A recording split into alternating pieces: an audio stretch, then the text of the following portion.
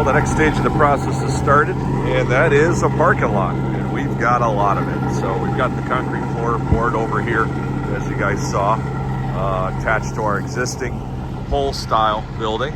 This one will be stick frame. And we got a parking lot that starts all the way down at that corner down there, goes all the way down there. So this is about somewhere around 375 foot of parking lot that we've got to pave. This end down here is about 90 foot from building to edge.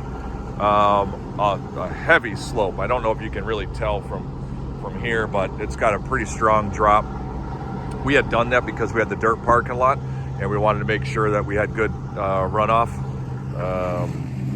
But with concrete, you don't need that much. Down there, we had graded that down there at about, I think I have it at 1% coming out from the building, and then it drops off to 2% from the hump over to the road, I think. And down there, it's only about 75 foot from the building all the way out at that far corner. So our strategy, since we can't shut down operations and you can't drive on concrete for 3 to 4 weeks with heavy trucks, especially now that it's cold, is we're going to pour this whole side down to right about here, which is the dock. We're going to include the whole dock. We're going to end right here where I'm standing, down here. So we're prepping this week. We're going to pour next week. And we're going to stop the concrete short of that front edge. That front edge, we filled a lot, and it's still settling, so we don't want to put concrete there yet. And also, with the water runoff of the concrete, it gives it a chance. We're going to fill that with stone, where you can still drive on it, and it gives a chance for the water to soak into the ground instead of running off and eroding that edge. And then, from right where I'm standing down, since we can't shut down operations, the second pour will be the front half of this parking lot. So that then trucks can still get in on this edge to unload and back out again.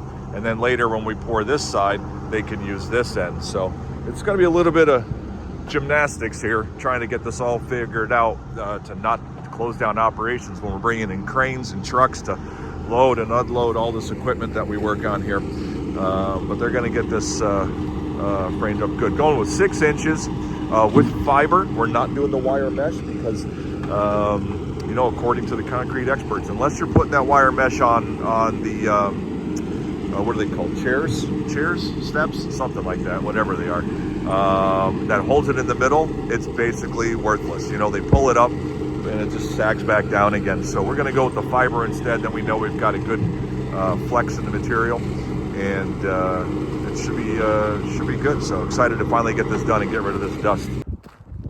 Grading's going well for our concrete pour, and we dug down 4 inches of modified. We've talked to concrete company, contractor, a couple sources just to double check whether 2B was more recommended than modified, and everybody without a doubt said absolutely underneath concrete, modified is the way to go. 4 inches of modified compacted down, and that's what they've got. And we've got a large trench drain over there to span the 2 docks down in the well there, and that's coming along. They got this all filled in right from the video the other day. This was still all wide open, all compacted in. They've been working to compact this real good. Rebar into our other wall, right, to hook, so when they pour, joins them together. They went around that side of the building over there as well, and they got that big 20-ton vibratory roller. They've been packing everything in, using the blade to grade things out when needed. And then they're, you can see here, they started to form things up, right? They got the forms, and we're staying short of that edge. This edge was filled in and definitely has not finished settling. I mean, you can see right there to the left of that cone, that hole where it just settled a little different there. There's another one right there. We didn't want to risk putting concrete on that when this thing still has some settling to do. We probably could have cut this in a little closer. You kind of see that, it looks really good. We definitely probably could have went in over there. And we may come back and concrete this later, but right now what we're going to do is once we're done concreting, we're going to bring in modified, fill this out here, compact that in, and that'll help support this edge of the concrete, and we'll be able to drive over it. So when trucks are making a wider turn or we're backing up or whatever it might be. So but this is coming along great. I got to tell you, we're concerned about the hump here. and the hump over there, because obviously to get into the dock, we need to have that drop. But they really graded that out, something beautiful. So they did great work. Idea is they'll finish this. Today is Thursday. Actually, this is kind of done. They'll start working a little bit over here. We have to move some more stuff out of the way. We're trying to do this without shutting down operations. A little stutter there. And they'll start working on this, pouring this on Monday. This whole thing on Monday.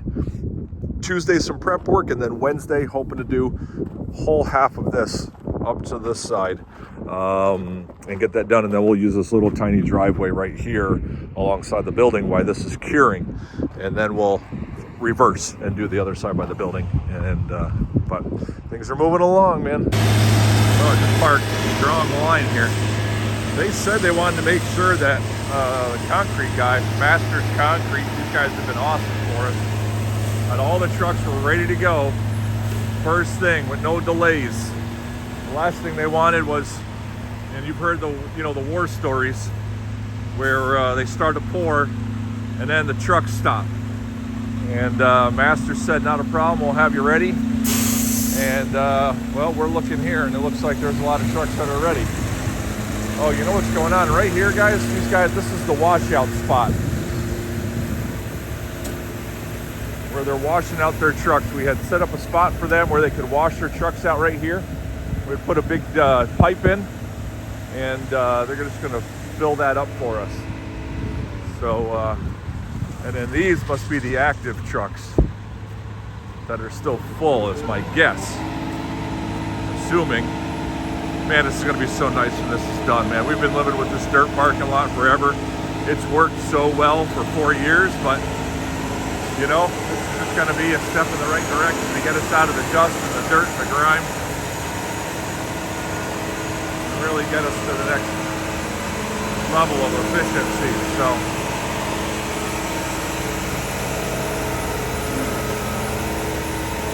I just saw a pickup truck back there. That's one of the guys from Masters Concrete, so he must be on site just watching. He must be out keeping an eye on this. So they're coming all the way to this line, right where the dumpster is, that green thing, and the form here. They left this out, just like I thought, to get the trucks in and out, so they don't need a pump truck. And they're just cranking out the concrete and gonna be putting it in here. Looks about a little over a third of the way done, maybe.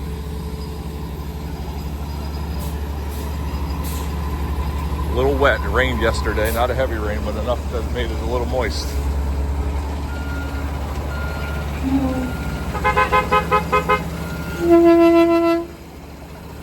Here's from the other side where they're at. They got down the side of the building, and you can see the pitch. We got 1% coming out from the building till about, you can see it right in there. It's about 40 foot out, and then it goes to 2% for the rest of the ride down to this edge here. And over here, they're using a new tool that I've never seen at any of the projects yet, which is a laser screed. So over there on the poles, you can't really see. Maybe to the, right where that guy is walking to, there's a pole there, and on top of that sits a laser. And there's another one right here at the corner of the building. One is set at 1%, one is set at 2%. Then this laser screed, those two poles sticking up have lasers on them. And these guys are excited for the morning, man. But that laser screed hits those lasers over there, and it levels. There's little feet that go down like on a crane when they level. And then that thing will just go out and screed right to that laser angle. So these guys, they have all the right tools, man. They do pours massive compared to this one, and this isn't their first rodeo, that's for sure. So great bunch of guys. SK Construction, Eastern Pennsylvania. They go all over the Northeast. They'll even told us they go to Florida. But just a great group of guys. I always am sad when our projects are done that we don't get to see them anymore, because every single one of them, hard work and great attitudes, and just getting it done this morning. So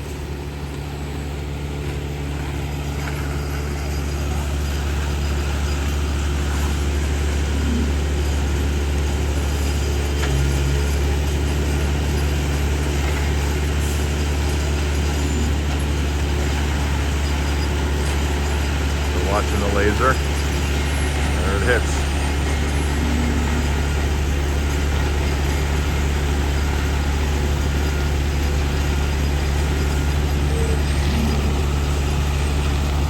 Very cool. So I was wrong. All these trucks that are over in this parking lot over there, they're all full and waiting their turn. It's an hour later now since I arrived. And there's 1, 2, 3, 4 sitting over there. One's around the building. One washed out right there. We got this guy waiting. And they're just pouring away. Let's take a walk over.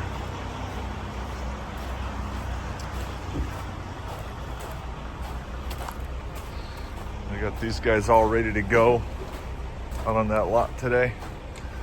I don't know what that thing is up there. I never saw anything like that before. Oh, it looks like a compressor. Not sure. We'll have to keep our eyes open looking for that one. Here they go. They're still going. Just now you can see. Tricky part's coming when they're going to do this dock without that laser.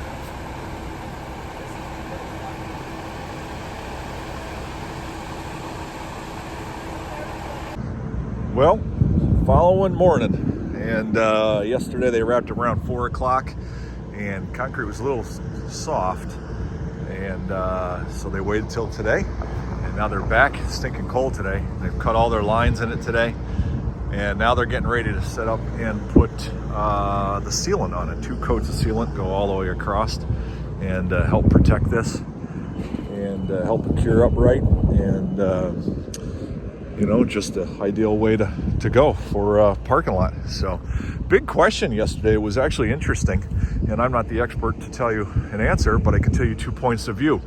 So they used those, if you remember the carts that I showed you, had the steel powered trowels on it, and they used those to go across and knock the tops off.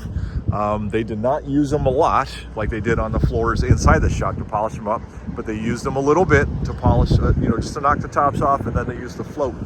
And the concrete supplier gave us an article, and his thought was that you should never use that on here and only float it and then brush it. And the idea, his thought was that when there's air, and they put air into the concrete, right, that when you use that steel on there and the pressure, it actually knocks the air bubbles out of the concrete, which then affects it from being strong and curing up the right way. So that was a subject of conversation yesterday. That was pretty interesting, and I don't know which one is wrong or right, but it sounds like, they did say they only use it just to knock the tops off, so I guess they kind of do agree with that thought. And over here behind me is when they're prepping up for this side of the parking lot. So this parking lot, we're only going to do this front half this week, because while we can't drive on this in and out, we still need to operate the business. So we're going to use this half for the next 3 to 4 weeks, while that half and the part that's poured cures up. So, but this stage 1 right here of the parking lot pour is basically wrapped up.